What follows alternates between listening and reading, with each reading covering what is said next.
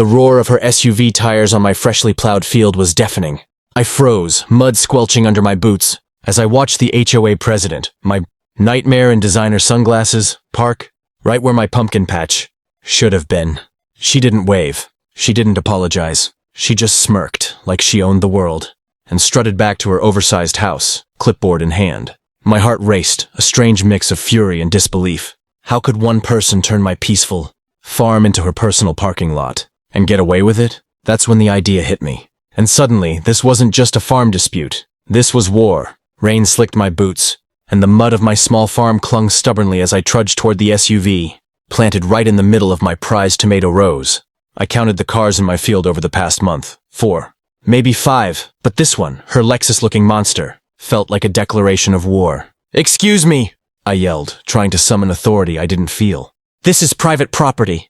From the porch of her pristine house across the field, she didn't flinch.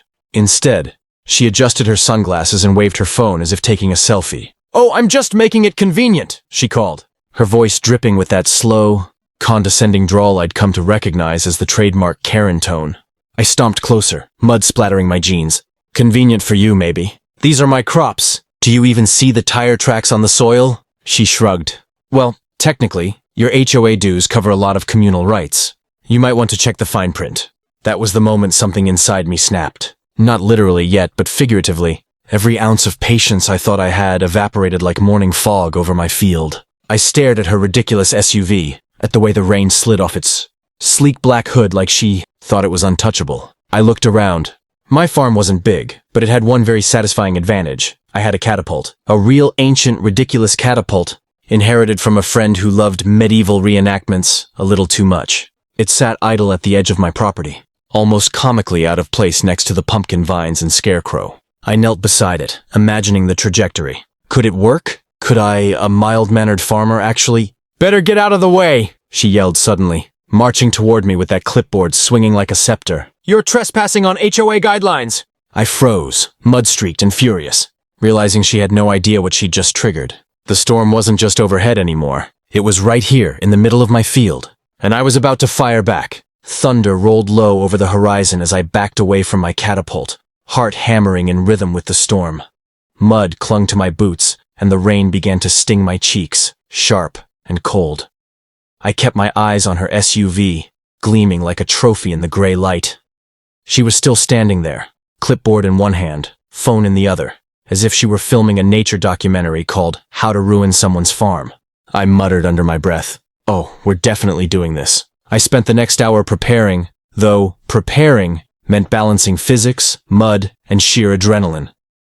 The catapult had a dramatic flair, heavy timber, thick ropes, and a cradle built for throwing. Not vegetables, but in my mind, it might just launch her ego along with her SUV. I wiped sweat from my brow as I calculated angles, imagining the perfect arc. And then, she returned. Not with a warning, not with a call to reason. No. She drove her monster SUV halfway across my field again, stopping inches from the tomato trellis I had been so careful to protect. She stepped out with that same smirk, hands on her hips, glaring like she was ready to write a Yelp review about my farm's audacity. "You really think you can—" she started, but I cut her off. "Look, I don't think," I said, voice trembling slightly but sharp. "I know." Her eyebrows rose, and she took a step closer, muttering something about HOA bylaws. I tried to concentrate, tried to focus on the ropes and the counterweight, but the sound of her heels against mud-gritty soil was maddening. Every step she took made my teeth clench. I grabbed the last support beam, bracing it against the ground, feeling the tension in the ropes hum like a living thing. Then I stepped back, heart racing, and realized just how far this could go. One wrong move, and, well, let's just say insurance claims are expensive. And yet, for the first time, I felt the thrill of possibility. Maybe, just maybe, this ridiculous contraption could solve a problem that polite words and HOA rules never could. She squinted at me, suspicion in every line of her face, and I felt a strange mix of fear and triumph. The first strike wasn't launched yet, but the battlefield was ready, and that's when I heard it. The unmistakable click-click-click of her camera. She wasn't leaving. She was documenting. The rain had let up, leaving the field slick and shiny, reflecting the gray sky like a murky mirror. I crouched behind the catapult, hands sticky with rope fibers, listening to the distant hum of her engine as she idled her SUV in the middle of my field. Every droplet sliding down my neck felt like a drumbeat counting down the moments before chaos. I could hear her muttering to herself, probably rehearsing another line about HOA regulations, her voice carrying over the wet earth. My jaw ached from gritting my teeth so hard. Seriously, does she own a mirror? I muttered to no one but the crows circling above. The catapult looked ridiculous in the open field. Timber beams polished by age and weather, ropes thick enough to tie down a small sailboat, and a giant sling practically begging for dramatic action. I tapped the counterweight, feeling its weight shift beneath my fingers, imagining the arc it would carve. The physics of revenge, I reminded myself. Precise, controlled, lethal only to property, not people. I glanced at the SUV, parked like it had declared war on my pumpkin patch. My mind raced through scenarios. Maybe she'll back off. Maybe she'll finally realize. Maybe she's just insane. Spoiler, she was insane. She stepped out again, phone in hand, recording me.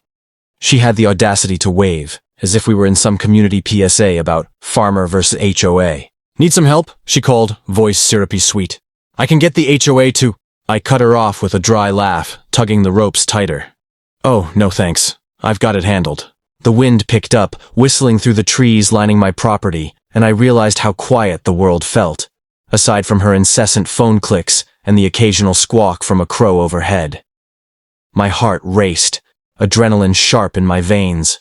One wrong move, and everything would collapse. But exactly as planned, if I could keep my nerve. I took a deep breath, hands steadying on the wooden beam. The SUV gleamed under the clouds, mocking me, daring me, tempting fate. I imagined it sailing across the field, tires spinning uselessly in the air. I shook my head. What am I doing? And then she moved. A step closer, leaning against the SUV with that smug grin, completely unaware that the first real act in this ridiculous muddy drama was about to begin. The ropes creaked. My finger hovered near the release. The world seemed to hold its breath. The moment stretched out, thick and tense, like syrup dripping from a spoon. My finger hovered over the release, heart hammering like a drumline in a storm. The rain had stopped, leaving the field slick and gleaming, reflecting the dark SUV that seemed to sneer at me with every polished inch. I swallowed hard, trying to convince myself this was just physics, nothing personal, though I knew full well it was deeply personal. She stepped closer, clipboard dangling from one hand, phone in the other, and gave me that infuriatingly calm, condescending look. Are you seriously going to... Yes, I said, my voice sharper than I expected. Yes, I am. The ropes hummed under tension as I checked the cradle one last time. I imagined the trajectory. Across the mud, over the tomato trellis, and, hopefully, landing harmlessly somewhere that would shock her into realizing she couldn't just waltz over my property. I pulled the release lever. The catapult groaned, the wooden beams shuddering as the counterweight dropped. There was a moment of silence, a brief, horrifying pause. Then the SUV's rear lifted, tires spinning, mud flying, the smell of rubber and wet earth mingling in the air. I stumbled back, mouth open, trying not to cheer too loudly as it sailed, and landed with a spectacular squelch in the neighbor's empty field, far enough to make her scream audible across my property. "Oh my God!" she shrieked, rushing toward the SUV, slipping slightly in the mud. Her phone clattered to the ground, forgotten for the moment as she assessed the damage, or maybe the sheer audacity of what had just happened. I stayed behind the catapult, mud on my boots, chest heaving, laughing softly despite myself. Well, that's one way to settle a dispute, I muttered. The crows cawed like a jury passing judgment, circling overhead as if approving my handiwork. But then I noticed her expression. It wasn't just shock. It was calculating. Her eyes narrowed, and the clipboard suddenly looked less like a prop and more like a weapon. She stomped toward me through the mud, rainwater still dripping from the edges of her perfect sunglasses. "You think this is over?" she spat, voice trembling with fury. "You're going to pay for this!" And just like that, the adrenaline high began to sour. I realized I had escalated things far beyond words, HOA rules, or even polite farm confrontation. This wasn't just a one-off stunt anymore. It was a full-blown war, and she wasn't backing down. Somewhere in the distance, the storm clouds gathered again. Only this time, they weren't just weather. They were a warning. Her heels squelched in the mud as she stormed closer, every step punctuated by furious muttering. The clipboard swung like a club, and I realized something terrifying. She wasn't just angry, she was strategizing. This was no ordinary HOA meltdown. This was full-scale retaliation. "You think a catapult gives you the right to—" she started, her voice sharp enough to cut through the humid afternoon air. But I held up my hands, trying to stay calm, though my chest hammered. "Look, I didn't think it through," I admitted, the words tasting bitter. "I just reacted." Her eyes narrowed. "Reacted? You destroyed my SUV." I gestured toward the field where it now rested, mud-coated and humiliated. "Technically, it's in your neighbor's yard. No one's hurt. Physics did the rest." She blinked, momentarily silent, then whipped out her phone again. She was filming. Maybe for the HOA, maybe for TikTok. Who knew? I realized, with a sinking feeling, that I'd become the villain in her story before the ink on my own counter-narrative had dried. And then it happened. She ran back to her SUV, yanked at the doors, and tried, futilely, to start it. Sparks flew from the engine, smoke curled up like a sinister fog, and I had the sudden, sickening thought. If the car caught fire, would I be responsible? My heart pounded. "Okay, maybe that's bad," I muttered. But before I could run to intervene, she turned and glared at me, eyes like daggers. "You're lucky I'm not calling the cops," she hissed. I laughed nervously. "Lucky? Oh, trust me, I feel lucky. But hey, maybe this will finally convince you to respect my property." Her expression twisted in fury, and she stomped off toward the house, muttering about revenge and insurance fraud. I realized two things at once. One, she was not going to let this go. Two, I had just escalated this farm feud into something cinematic, terrifying, and potentially unstoppable. I slumped against the catapult, mud streaking my face, listening to her distant shouts. The adrenaline had drained, leaving me jittery and unnerved. But there was also a strange thrill. For the first time, my farm felt alive. Not just a field of crops, but a battlefield. A stage for a drama that neither of us could have predicted. And somewhere in the back of my mind, a dangerous, ridiculous idea started to take root. If the SUV came back, and it surely would, maybe, just maybe, I had a second act waiting. The sun dipped low, painting the field in ominous gold and shadow. The war wasn't over. Not by a long shot. The next morning, the farm smelled like wet earth and impending chaos. I stepped outside, boots sinking into the soggy ground, and immediately saw it. Her SUV, back. Somehow she had managed to tow it, or maybe call in reinforcements. But there it was, parked even closer to the pumpkin patch than before, tires squishing in the mud like a taunt. I froze, feeling that familiar mix of disbelief and fury. How could one person be this relentless? I rubbed my temples, trying to summon some rational approach, but the rational part of me had already abandoned the battlefield. This was no longer about property lines or HOA bylaws. This was personal. "Good morning, sunshine," she called from the porch, clipboard in hand, sunglasses reflecting the muddy chaos. "Enjoying the view?" I swallowed hard. "It's spectacular," I said through gritted teeth. "Really sets the tone for disaster." She laughed, a sharp, triumphant sound that grated against my nerves like metal on stone. "I hope you learned your lesson," she said, walking down the steps toward me. "You cannot just take matters into your own hands." I exhaled slowly, glancing at the catapult at the far edge of the field. It looked smaller somehow, almost innocent. But I knew better. I could hear the ropes whispering possibilities, feel the counterweight pressing with potential energy. I wasn't naive. I had already tasted victory. And maybe, just maybe, there was more to come. She stopped a few feet from me, arms crossed, glaring. "One more stunt like yesterday, and I tilted my head, mud dripping from my hair. "You will what?" I asked casually, though my heartbeat was speeding up. "Sue me? Call the HOA? Take up catapult countermeasures?" Her expression tightened. You're impossible." I smirked. A slow, dangerous smirk that I barely recognized on my own face. "Or maybe you just haven't figured out the rules of my farm yet." Her phone clicked again, documenting my every word. I realized this time She wasn't just recording, she was scheming, plotting her next move.